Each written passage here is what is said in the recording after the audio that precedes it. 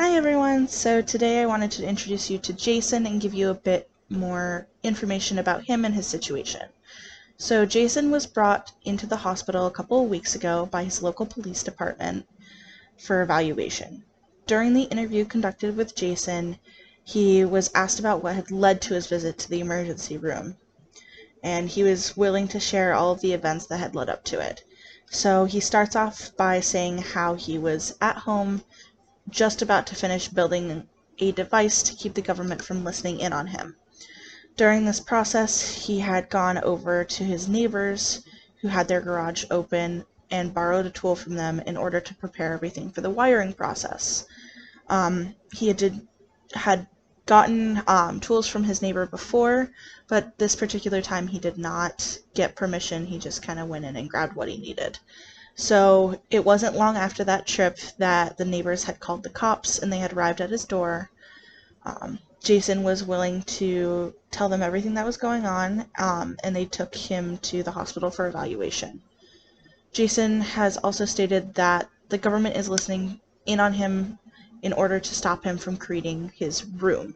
So the room is his creation, which he has crafted a wave neutralizer in order to be happy and youthful. So he had built a prototype that only affected his room, but he wanted to make it a lot bigger so that people in his house and the surrounding houses would be happy and youthful as well. So when he was working on this project, he stated that he had not been getting any sleep, and it was as if he was kind of always energetic and awake. If he did get sleep, it was in 15-minute intervals because he was just so focused on finishing his project.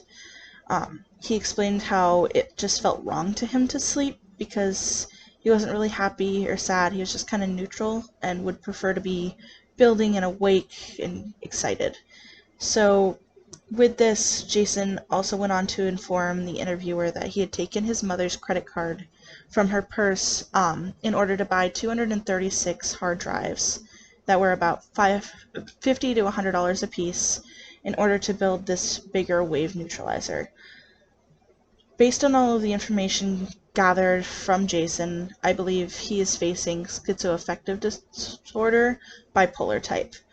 In regard to criteria A, he has faced an uninterrupted illness in which he was facing a manic episode.